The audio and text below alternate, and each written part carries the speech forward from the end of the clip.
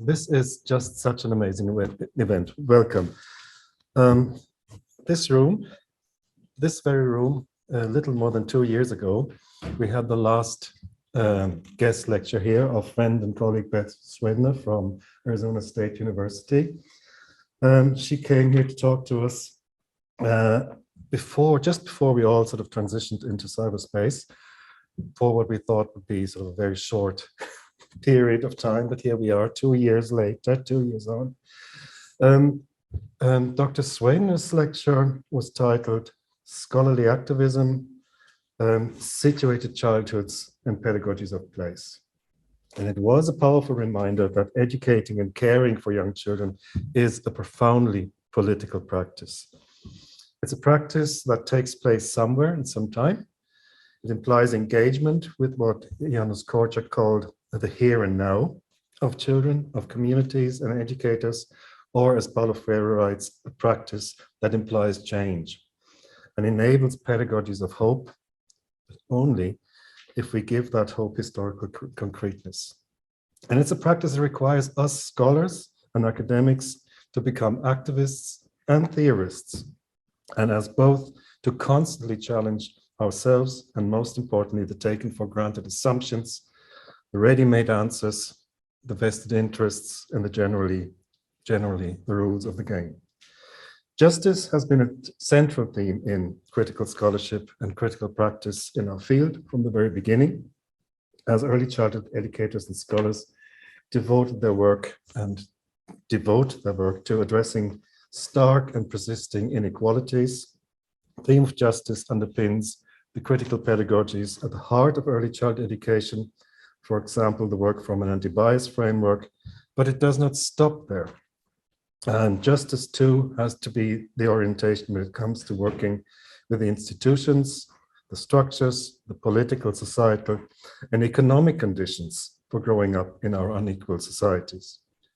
The purpose of education, of early childhood education, wrote Friedrich Froebel in 1828, one of the many pioneers in our field, is not to comply, but to emancipate. I'm just going to read this quote because it's one of my, I should print it out and frame it actually. He says, if I had announced that I would educate children specifically to be servants, shoemakers or tailors, merchants or businessmen, soldiers or even noblemen, then I should certainly have won praise for the usefulness of my institution. And everyone would have looked on it as something deserving adequate support from the state. I should have become a state machine. I should have become busy pressing out other machines. But I wanted to educate men, to be free, to think, to take action for themselves. I think that's the very foundation of what we do. Thinking about justice in early child education and care today, we are confronted with a complex array of intersecting and mutually reinforcing crises: pandemic, climate, loss of biodiversity, forced migration, war, violence, democracy, dysfunctional capitalist economies. All of them are of global scale and local immediacy at the same time. All of them affect young children, their families and communities. And a child that enters an early childhood service today will be 10 or 12 by the time we will have missed the 2030 Sustainable Development Goals. They will be 30 by the time we will have missed, most likely as it stands today, the global carbon emission targets, the last chance to prevent irreversible, catastrophic climate change. What do we today want this child to experience? Education for justice today means social justice, intergenerational justice, planetary justice, and more specifically, it means education for survival, for individual children, for communities, for humanity on a finite planet. And as we bracket our 2 years of pandemic-induced interruptions of our lecture series, no better person to address the pursuit of justice in early child education than Dr. Mariana Souto-Manning, president of the Erickson Institute, Chicago. Throughout your entire career, Mariana, you've used your passion for equity, for social justice to envision and build learning environments that actually support the brilliance of students, of multilingual students of color, dedicated yourself to developing educators who support the development of children, families, communities, and of course, as Anne mentioned, as a woman of color yourself, as an Afro-Latina, you have joined this really distinguished group of, and I looked it up on the Ericsson website, only 5% of all presidents in higher education. So this is absolutely amazing to have you here. And I'm not going to read your entire bio from the website because it's just impressive. But I mean, two things. You are a long-standing friend and a collaborator on many different occasions and many different countries and institutions, and you support the Early Childhood Research Center as a member of the Scientific Advisory Board, which is absolutely brilliant, and you're driven by equity and social justice vision. And so it's my absolute pleasure and delight to welcome you, and I'm going to hand over to you for your lecture. Thank you so much, Mathias. It's really a pleasure to be here with you. Right before the pandemic, the last international trip that I took was to Norway, and I am in the hotel lobby, and in walks Mathias. And we had a wonderful time during that convening. But today, I really want to talk about the pursuit of justice and early childhood education. Lots of people are talking about justice today. Very few people are against justice. But I want to get started by asking, what exactly do we mean by justice? Because sometimes we enact harms in the pursuit of justice. The notion of justice that really enacts harm is aligned with either English common law, which sponsors the protection of property and privileges, or with notions of criminal justice as justice. You might be wondering, what do you mean? Well, as you can see here, the National Museum of African American History and Culture in the US defines justice from a white culture perspective as being based on English common law, protecting property and entitlements, and intent rather than impact counting, which really violates lots of the rights of young children. Then Howard Zur, and you can see here that I'm drawing from interdisciplinary fields because we need a more robust notion of justice. Howard Zur has written about the differences between criminal justice and restorative justice. So criminal justice is not the kind of justice that I'm talking about, because criminal justice is the violation of the law and of the state. And we know that laws are not always just, you know? Women were barred from voting. That was a law in the United States. That didn't make it right or just. Violations then create those who are guilty. And justice requires the state to determine blame, guilt, and impose pain, punishment. So the punishment of children, the punishment of families, of communities, that is not the kind of justice that I'm talking about. The central focus of this kind of criminal justice is that offenders getting what they deserve.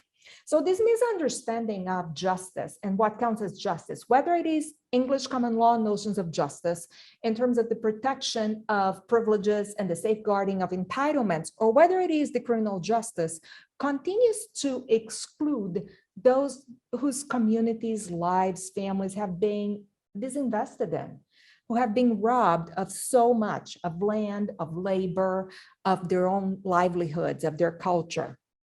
Instead here, I'm going to draw on restorative justice and really outline a framework for transformative justice and early childhood education. From a restorative justice perspective, crime is a violation of people as human beings and obligations. What is right to do? When we know that something is wrong, how do we write that? Violations, instead of creating guilt, create obligations. And the obligations are not just for those who caused the crime or the injustice. It's for everyone who's part of that community.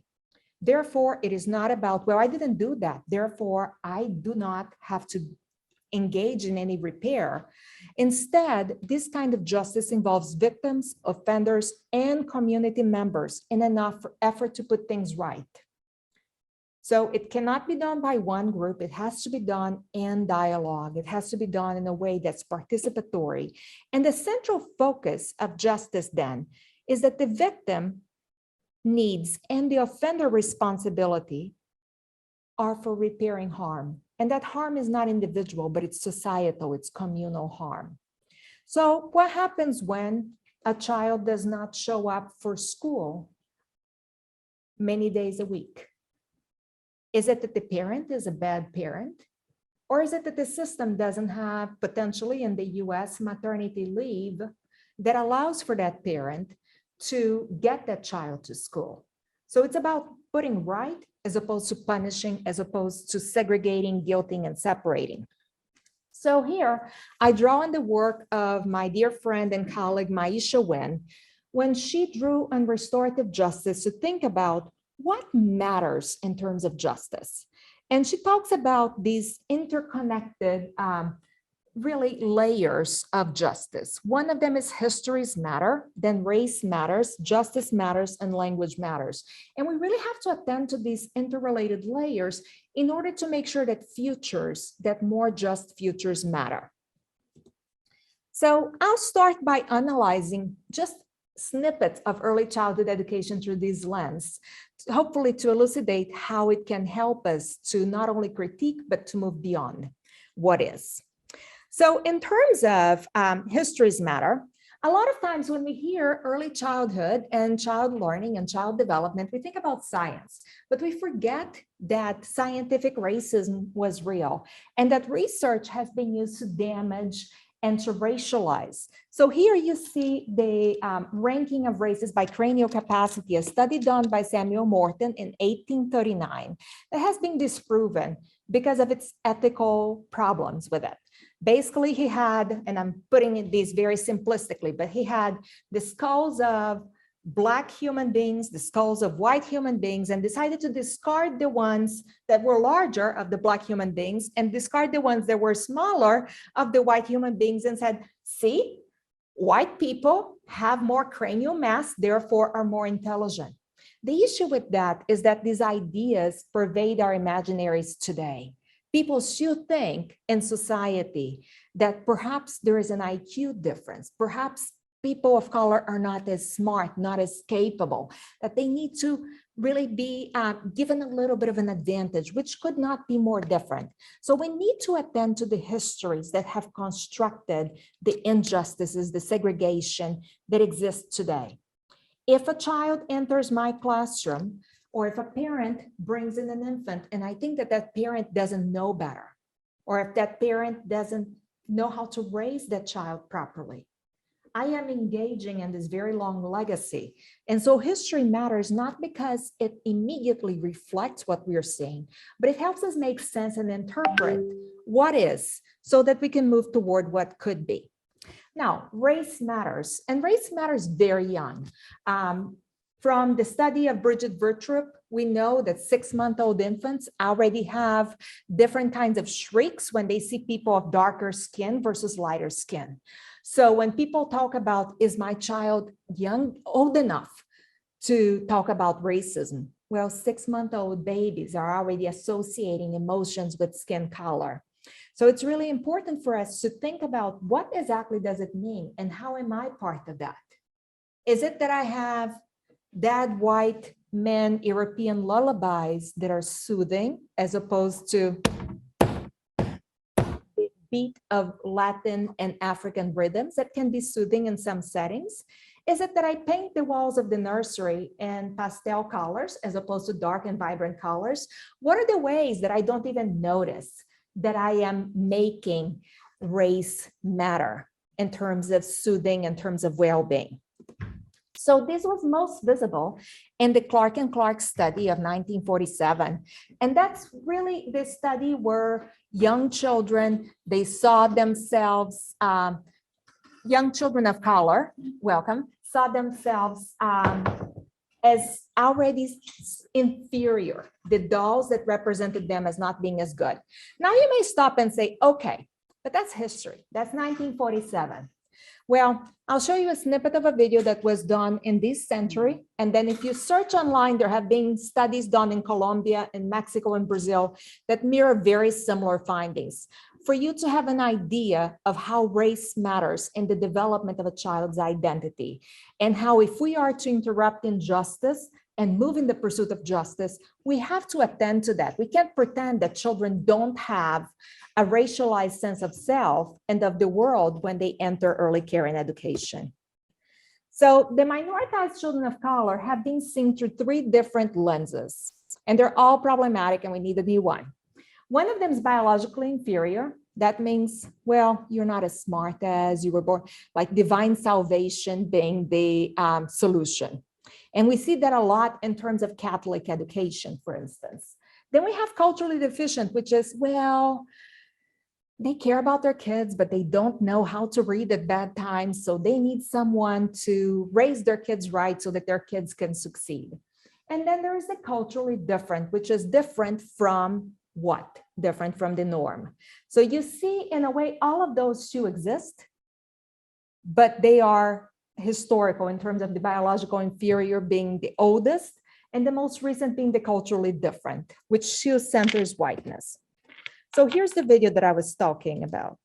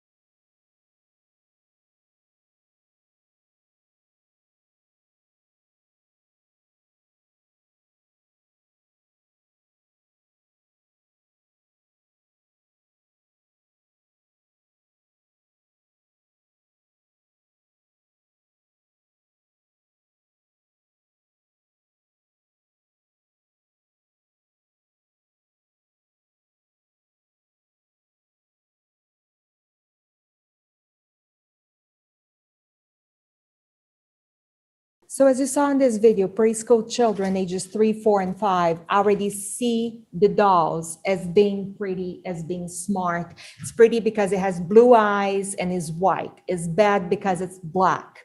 And so within this study in Mexico, an older child says, well, the white one gives me more confidence. Right? So what are some of the assumptions that we enter with that we really have to wrestle with if we're going to move in the pursuit of justice? Because if we avoid having these conversations and recognizing that children already enter the preschool classroom with racialized assumptions, not because they are bad, but because they're living and growing in a racist society, in a racialized society, then we're not really going to move toward the pursuit of justice. What we can do is we can add a veneer of diversity to our curriculum, but structurally things remain the same.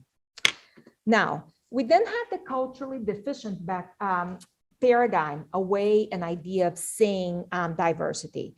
And there is a video that I'm going to share with you just very briefly. And it's not a video that I'm going to be sharing the sound because you don't need to have the sound for that, but we'll be watching it. So here is the video.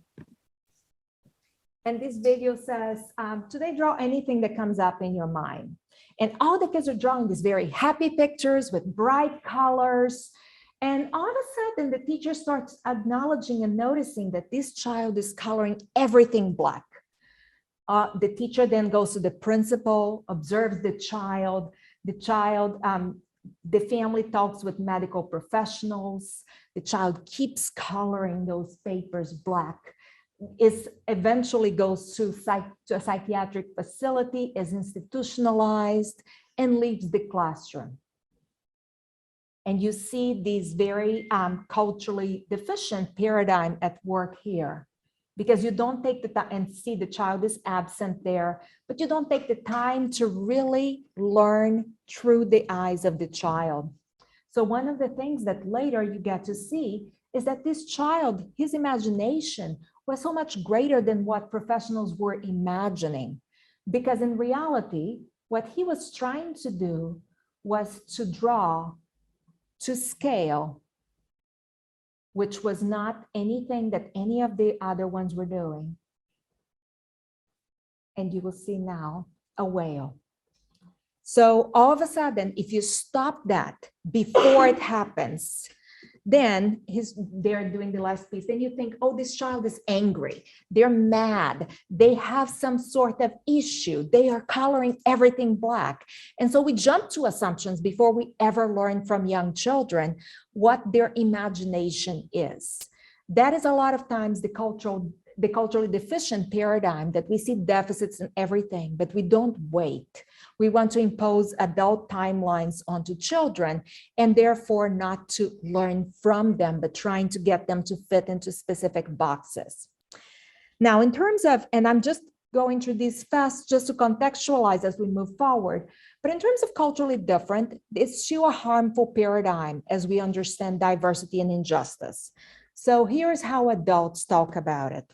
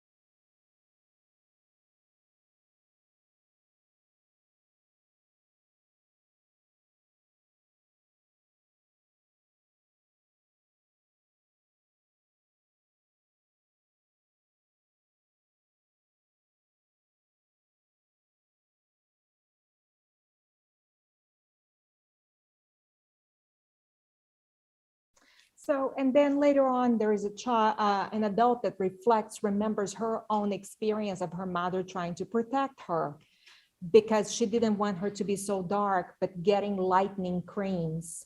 And it turned out that it burned her skin. So really thinking about how are parents trying to protect their own kids. So this difference, you're different from something, you're different from the norm. So all of these paradigms are paradigms that are not only seeing children in terms of injustice, but are harmful. So we have talked a little bit about histories matter and race matters, and race matters a lot. So I spent more time on that. But in terms of justice, one of the things to think about is that, again, we need to move toward this concept of restorative justice that focuses on the harms and then the consequent needs of the victims, but also of the communities and the offenders. We can't say, oh, I love this kid, but their parents, you can't do that. So really thinking about how do we think more systemically in terms of integrating society, family, supports, and all of that. It really addresses obligations resulting from those harms, offenders, but also families, communities, societies. It uses inclusive and collaborative processes. It's not about the judge making a decision or someone in power that has likely risen to power given their affiliation, identity, lineage, but really making sure that everyone who has a legitimate stake in the situation is involved and seeks to put right the wrong. So this is the kind of justice that I really want us to think about, that it is about putting right by addressing the harms and the causes. It's not one or the other. We can't just address the harm by putting band-aids. It's really thinking about how do I do both together so that I can move toward justice. That means my questions are, who has been hurt? What are their needs? And whose obligations are these? And just a little tip here, it's all of our obligations because we're all part of the society or the community in which that child lives. So what is my stake in it? How am I going to assure that their needs are met? And then finally, language matters. And I know that we talk a lot about labels. The same child who is at risk or has little language is the same child who is at promise and a multilingual learner, right? It just depends on how we are looking at that child. But we also have very pervasive examples in classrooms, in early childhood classrooms, of anti-Black linguistic racism that are very pervasive in early childhood and elementary classrooms. For example, the way that people pronounce the letters TH. Is it the or is it th? What is right? And why is the other wrong? What about standards for early learning, which include academic language? What really is academic language? Is it immigrant talk? Is it traveler talk? Or is it dominant ways of communicating that exclude those who have been historically at the margins of society? Subject-verb agreements are highly racialized as well. For the longest time, people would say they is wrong. And then the Associated Press decided that it's right. All of a sudden it's right, but it was right because of gender, not because of race. So you get the idea, like in terms of Black English. Interactional norms. Do you cut in to get your voice in, or do you wait patiently for your turn? When someone asks you, do you hurry to answer, or do you raise your hand? Conventions of politeness. Many times we don't even notice. Would you like to clean up? For some kids is a question, whereas for others is a polite request, but we never take the time to get kids to understand that in English, oftentimes when I ask you if you would like to clean up, I'm actually telling you clean up, but I'm trying to be polite, but then I'm confusing the child because I'm actually asking a question. And if the child hasn't been brought up into that social realm, then the child is going to be seen and constructed as a behavior problem and be excluded, be constructed as a problem. So language matters, not only the language of labels, but how we use language. And we have to always be interrogating ourselves. And finally, the devaluing of orality and the overprivileging of written texts. You have that in the US with enslaved Africans that were forbidden from accessing literacy. There were anti-literacy laws, but you also have with traveler communities. Why is the oral language not as valued as the written language? Is there a reason aside from to discriminate, to segregate, and to subjugate? So as we think about this, that we need to really think about these different layers as we think about futures mattering in terms of the pursuit of justice. We can't just say, okay, there's an injustice, let's go ahead and fix it, because it's much deeper than that. So as we look toward the future, we really have to imagine this North Star logic. And this comes from Black feminists across disciplines. It really requires upending the whiteness of what has historically been sedimented in early childhood and literacy education and language, rereading these areas in plural and expansive ways. This really means upending restrictive and exclusionary notions of early childhood education, along with current policies, which are, as Fegan underscored, framed by whiteness. You may be asking, how?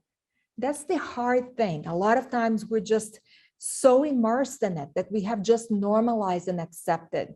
So we have to really think about what is it that might otherwise be orienting me toward freedom. When you think about abolitionists, when they left the southern states in the United States and went toward freedom in the North, they didn't know exactly what they were going to find, but they had a semblance that there was something better. So even if we don't know what it is, if we're not satisfied with the current conditions, and we shouldn't be, because it really is harming so many kids, then we need to think about a North Star logic.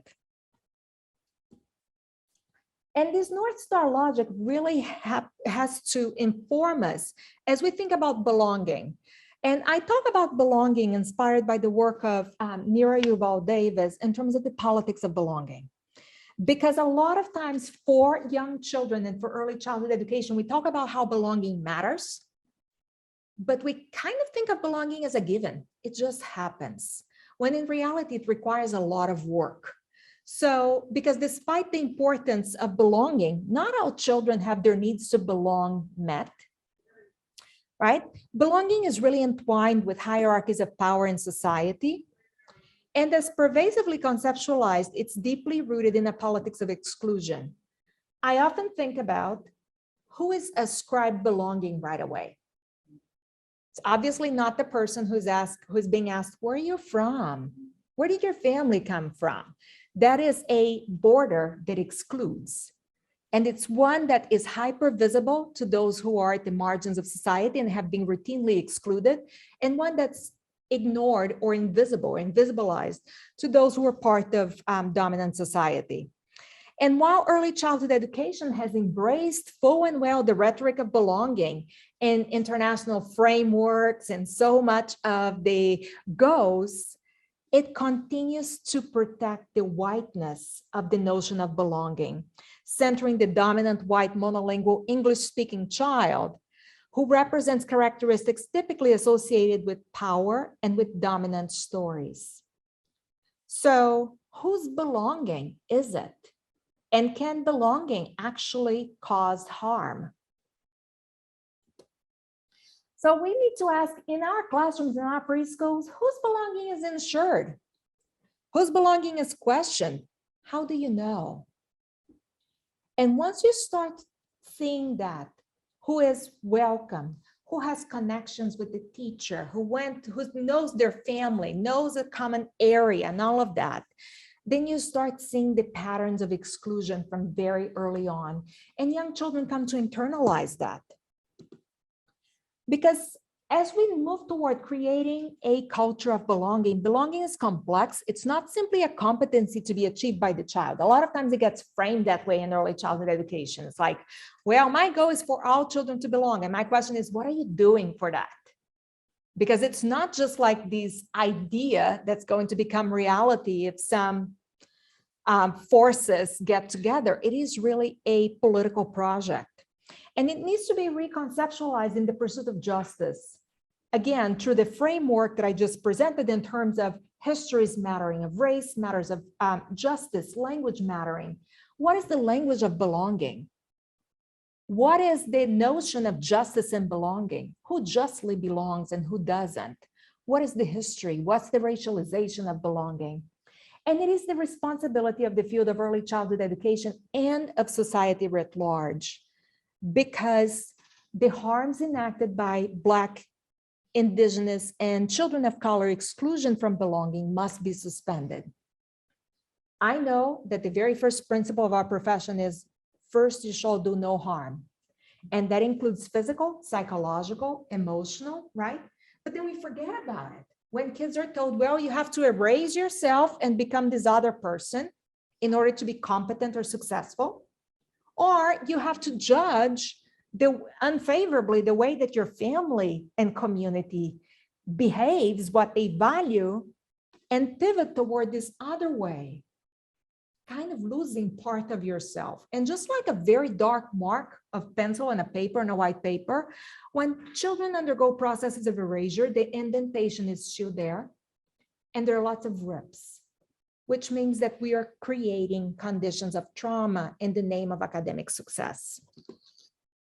So the current politics of belonging works to maintain borders and boundaries. Those borders and boundaries occur within the context of classrooms, occur when I say, who are the people here that do not belong? What are the characteristics of those people who do not belong? And they exclude immigrant and migrant children and families of color without us taking it seriously. Am I ensuring that traveler families, that traveler children are ascribed belonging? Because if not, then I'm sponsoring a lack of belonging and therefore inflicting trauma. And they're routinely denied the right to belong. So as I said earlier, these processes of erasure, assimilation, subjugation are central to the politics of belonging. But for children who are marginalized, they serve as tools for trauma. And we talk a lot about trauma-informed practice, but we don't talk about preventing trauma from the outset by ensuring belonging and by shifting the politics of belonging. So for Black, Indigenous, and children of color, they're often told that to belong, they must reject the communicative practices, values, and experiences of their families and communities. Their identities, as Marcelo Soares Orozco wrote about, are constantly under siege. There's always someone watching for them to make the minor mistake or for the family to cross that line or make a minor infraction. All of a sudden, that becomes a major thing. Whereas in families that would be part of the dominant society, dominant group in society, that would just be, oh, they didn't mean that, right? And they feel pressure to undergo processes of erasure and assimilation. Eventually, experiencing an assimilation is shift over time in their very self-identities, how they see themselves, not seeing themselves as capable, as smart, as beautiful, as you saw in that video, and a compromised sense of belonging. So I share all of these because we need to consider how deeply emotional belonging is. If we care about children's social, emotional, psychological well-being, we have to care about belonging and ensuring belonging. Not belonging impairs the self-esteem and self-actualization of children and youth. So one of the things that we talk about is we want to address issues of school dropout later. We want to address issues of school violence in the teenage years. What about making sure that kids feel that they belong from the outset, that they're valuable, that they are enough? And the denial of belonging excludes, marginalizes, and inflicts emotional harm. So for us to move toward that direction, we need to move, and I'm so glad that Mathias brought up anti-bias, because we need to move from diversity and inclusion, which have become so diluted at this point in time, to justice and belonging, and really have this paradigm shift. A lot of times what you see in terms of anti-bias, anti-racist work is intrapersonal, and that's important work. But those are your self and self-discovery, your biases. You can notice your biases, you can challenge your biases. But then what do you do with it? So today I want to just focus on the interpersonal and the organizational. The interpersonal is the relationship with others, those everyday slides, those microaggressions that happen when, for example, I was coming here and I was on at the airport waiting to line up, and this white guy said to me, oh, this is first class, because I had been upgraded. This is first class. I said, yeah, I know. So he went in front of me and then he had to get up because I was actually sitting next to him, right? I was not ascribed belonging in that class. I often not ascribe belonging as a professor, or who looks like a professor, who looks credible in that role. And what are some of the microaggressions that we make in terms of, oh, that is so pretty for a Black girl, but also, how did you manage to get where you are? What about your kids? How were you a good mom? So those are questions that come up and are microaggressions as well. But we can't stop there, because that feels bad and it doesn't change anything, right? We can notice those, we have to interrupt, and then we have to promote justice by centering microaffirmations, those everyday moments that affirm the humanity of those communities, groups that are at the margins. And that's how we can get to societal change. We can't get from, okay, these are my beliefs, now I'm going to go and change society, because there's no in-betweenness there. So just as an example of racial microaggressions, examples are, what are you? I get asked that quite a bit now in Chicago, because there is a big fracturing between the Black and the Latinx community in Chicago. So Black people think, okay, she's Black. Latinx people are like, what are you? Sometimes they try to touch my hair. I'm like, don't. You speak English so well. You're not like other Muslim people.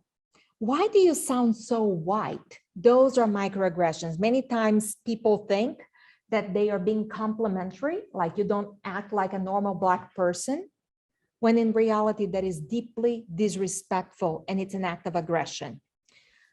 Your name is too hard to pronounce. Can I call you Mary? Or worse, I worked at Teachers College Columbia for 15 years. One of my colleagues never learned how to pronounce my name. She still called me Mary Anna.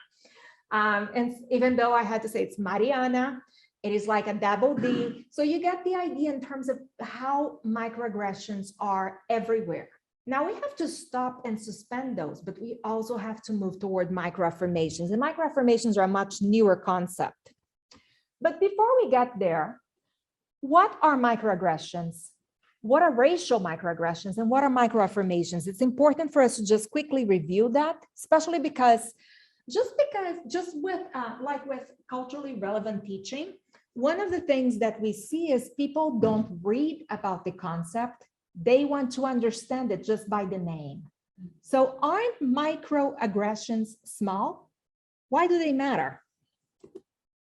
So here I draw on the work of Chester Pierce and colleagues who define microaggressions as subtle, stunning, often automatic, and nonverbal exchanges, which are in fact put downs. They happen again and again and again and again. Think of it, you hurt your foot walking and you have a blister. Okay, but keep walking. And that shoe keeps rubbing on the blister. And that makes it things much, much worse. So that's what microaggressions are. It's not just the blister, but the constant sliding. Racial microaggressions were later defined by Dennis Olorzano and Lindsay Perez-Uber as one form of systemic everyday racism used to keep those at the margins of society in their place. So think about it. What are the messages that traveler children, that traveler families receive to keep them in their place? And how do we dismantle those? And so common microaggressions are feeling out of place because of race. A lot of times people feel, oh, I have imposter syndrome. No, you are being constructed as an imposter. It's not a syndrome. It's a phenomenon that's structural. Teachers having lower expectations. Oh, pobrecito. It starts like by thinking, oh, poor little one, and they can't do it. The key here is to reject those, but to have high levels of expectation combined with high levels of support. They're the subtle and not so subtle experiences with racial discrimination. So racial microaffirmations just were defined, I guess, in 2020. I was going to say last year, it's all blurring together, in 2020, in this book, Racial Microaggressions, using critical race theory to respond to everyday racism. And these are everyday forms of affirmation and validation that people of color engage in a variety of private and public settings.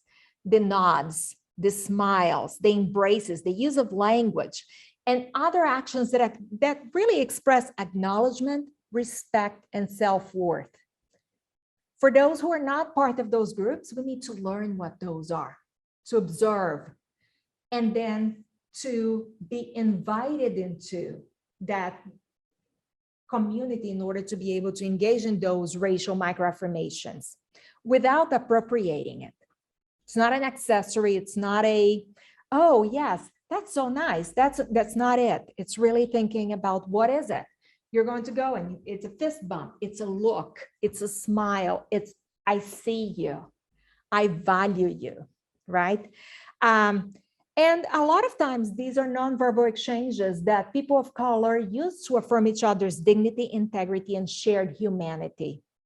These moments of shared cultural intimacy allow people of color to feel acknowledged, respected, and valued in a society that constantly and perpetually seeks to dehumanize us. So how am I working to humanize and to communicate the humanization of families, of communities that have historically been dehumanized, that have been racialized, that linguistically have been positioned as lesser than, and so that we can move toward justice? So as we think about justice in early childhood education, and I'm still working on this, to be honest, but in the education of young children, racial microaffirmations really entail not only thinking or rethinking the paradigms of child development, which need to center the Black, the Indigenous, the child of color, their families, communities, those that have been in the margin, as opposed to trying to impose the dominant ways onto the children, because that means inflicting trauma. And I know that none of us enter the profession to inflict trauma. It also means that we need to prioritize racially just early childhood curriculum and teaching, racially just pedagogies. And so we need to ask, how are my pedagogies sustaining racial justice? Not only fostering, but ensuring that kids, that Black kids, that traveler kids, that Indigenous kids see their value, not pretending, but really believe in that. How are my materials centering their images? If they're not, then they need to be there. How are ways of making meaning and making sense in those communities, practices, valued, position in my teaching? Are consejos part of what we do in the classroom? What are some of the ways that we can really bring oral storytelling, chanting, and so many of the Indigenous ways of being and knowing into our pedagogies, instead of assuming that we know best and therefore take a colonizing stance and further harm children? And then finally, it is about centering the child who has been discentered, but it's also about ensuring that we are centering the rights of Black, Indigenous, and children of color to be children. A lot of times, Black children, a lot of times traveler children, because they're working, because they're taking on other responsibilities, they're robbed of their childhood. They're seen as adults. And therefore, they receive consequences that are not coherent with their age. They don't get to play because they're constructed as violent or they're constructed as hypersexualized. And so we really need to make sure that that our practices center their right to be children, not in our terms, but in their terms, in the terms of their communities.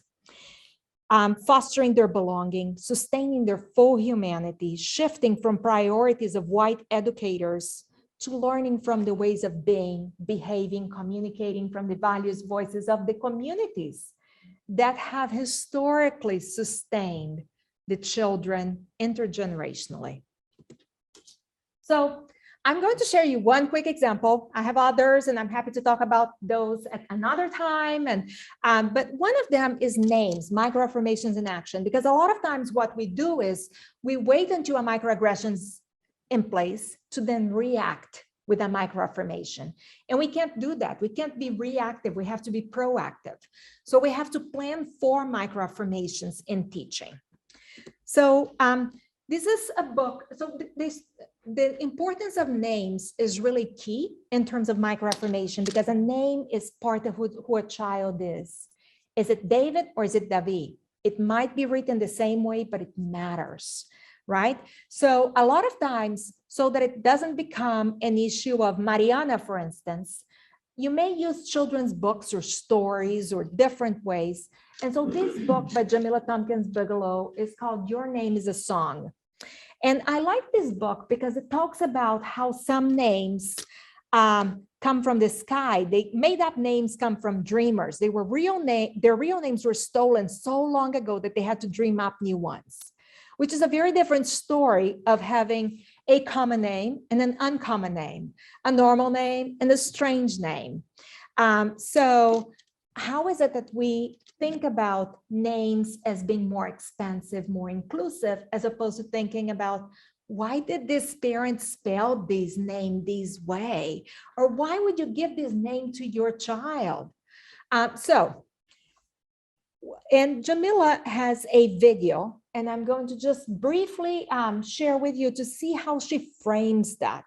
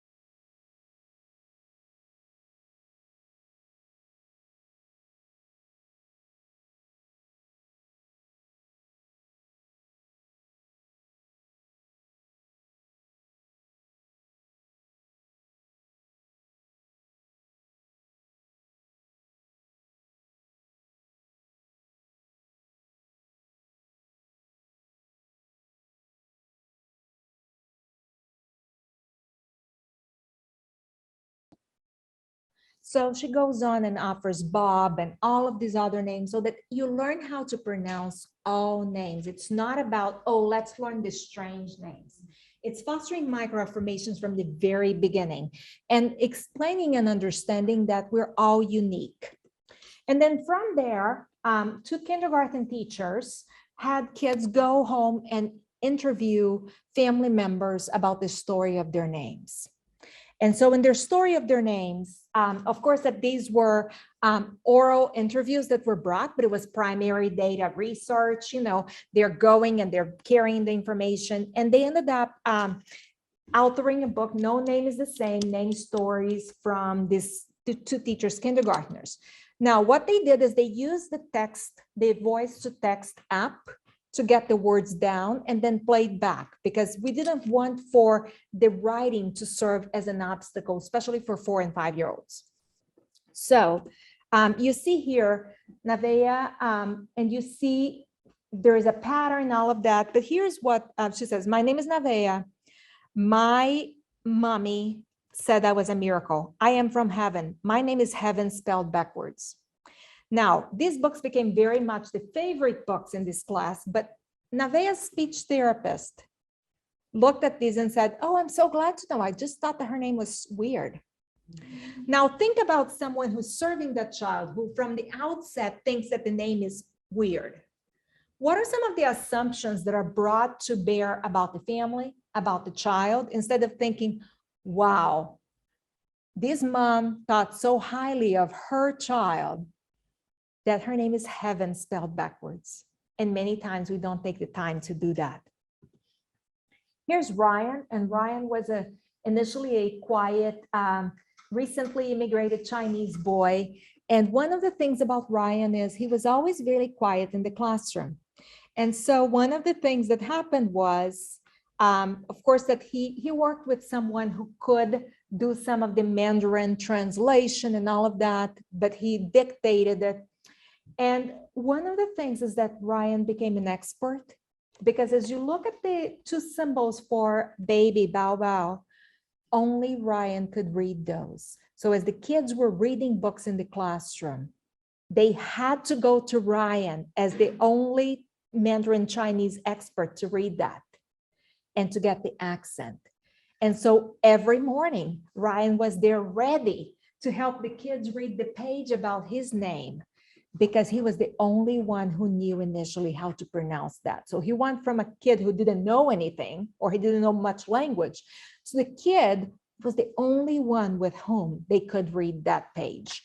And so those are the sorts of microaffirmations that we have to put in place by design, because we know that the Chinese American Exclusion Act has had atrocious history. We know that linguistically there has been the exclusion of Chinese and East Asian languages in the US, because we know of the way that languages are talked about and made fun of. So when you think about futures mattering in the classroom, we have to think about what is it that's going on here.